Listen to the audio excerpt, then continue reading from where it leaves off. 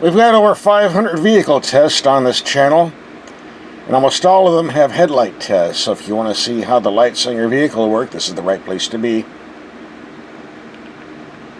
This is why you keep your headlights on bright when you're on a road like this, with headlights like this. Make a good dinner. Might go through the windshield into my lap. Lexus sent us an IS500 F Sport V8 to drive. $66,000, and we're going to take this out in the dark, do a headlight test at night drive. 3 bulbs on each side, it looks like. We also did a 1-week road test with fuel economy numbers and all that stuff. That's a separate video. We'll have a link for that at the end of this video. It's dark enough. Let's stick these lights out here and see what's going to happen. 3 on each side, all lit up on low beam. And 3 on high beam, don't know where the extra light is coming from. And here's what the taillights look like. A nice, long, wide spread. Narrow, but very effective. The emergency lights, a bit on the small side, but definitely bright. Got one on the outside mirror. And has some above the headlights, but being drowned out by the headlights. Yeah, going from the high beam to low beam helped, but obviously turning the headlights off completely, yeah, that solves the problem. And let's see what's going on back here. Okay. Small but bright bulbs. The cabin lights are off, but the instrument panel lights up the interior decently, but let's turn on the cabin lights for a bit more illumination here. There we go. That's more like it. Pretty decent in the second row seating. Here's what the camera looks like when you put the transmission in reverse. Not the biggest info screen on the planet, but it's adequate. How big do you need it, right? And a real clock. One that's going to last after the warranty goes out. Unlike other vehicles where they die the day after the warranty goes out. Climate controls, radio controls. The idiotic finger touch pad that can be overridden by touching the screen. Thank you.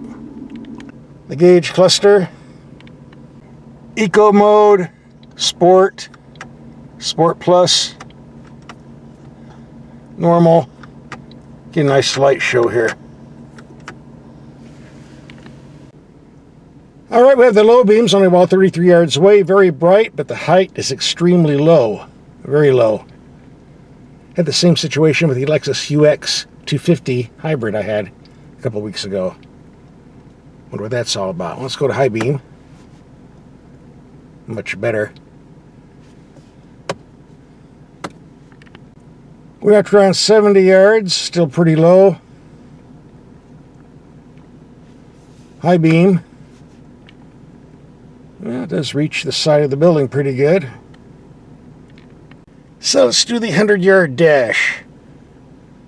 Got the brights on, high beam. Alright, go to low beam. Wow. Let's see, it's about 40 yards on the left and around 60 on the right. Let's get this in focus. Okay, high beams are good for long distance, and low beam good for city traffic, but they just don't want to reach out. We'll take these to the mountains later on tonight. See how it works out in the countryside. By the way, if you watch my videos, I cannot stand auto-dimming mirrors if they don't have a disconnect switch, because I do not want to drive in city traffic with blacked out mirrors. I think it's dangerous. But we do have a disconnect switch here to turn the mirrors off. So I think the lights are drowning me out here. Here we go. There it is, on and off. Little light will tell you. As you can see, when you're getting on a street that has lots of potholes and speed bumps and dips, the low beam lights can definitely disappear in the pavement.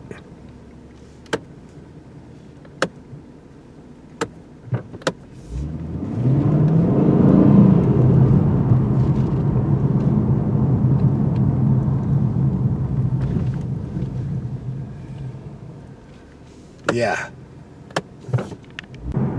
If you're driving in city traffic at low speeds like this, say 30, 35 miles per hour, the low beams are okay, but keep in mind this V8 has slightly less than 500 horsepower, can reach 60 miles per hour, like 4.5 seconds, and for a performance car like that, I would like to see some more outreach on the low beam setting here, but we're just not getting it.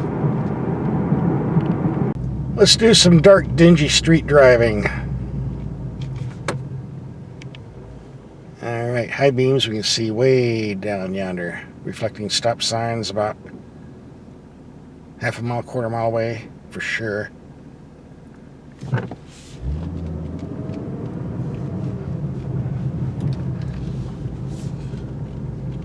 Reaching way out, but go with the low beam again. Better be driving slow.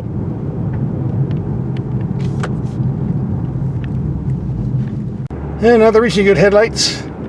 Another reason you need good headlights when people are hanging out in the middle of the road, getting run over.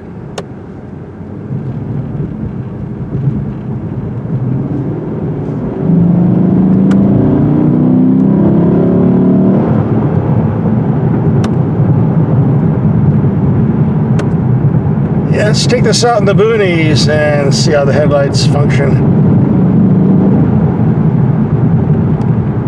This is why you keep your headlights on bright when you're on a road like this, with headlights like this. Make a good dinner. Might go through the windshield and into my lap. Yeah, bottom line, if you want to drive on this road or something similar,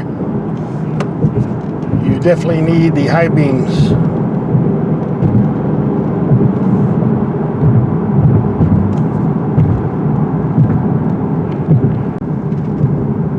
Then on a road like this, I'll probably do it on any car. The more light, the better, right? This car is definitely a blast to drive in corners, especially with this nice V8. If you didn't see our full road test video, you want to click on that at the end of this video. Don't cheat yourself.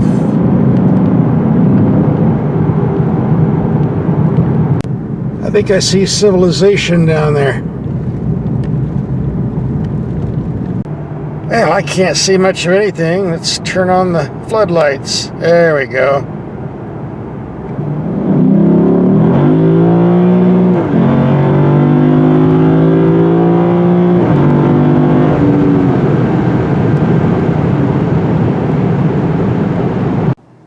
Thanks for listening to Night Drive and Headlight Test. You want to see the full road test? Links coming up. You're already here. Don't go away.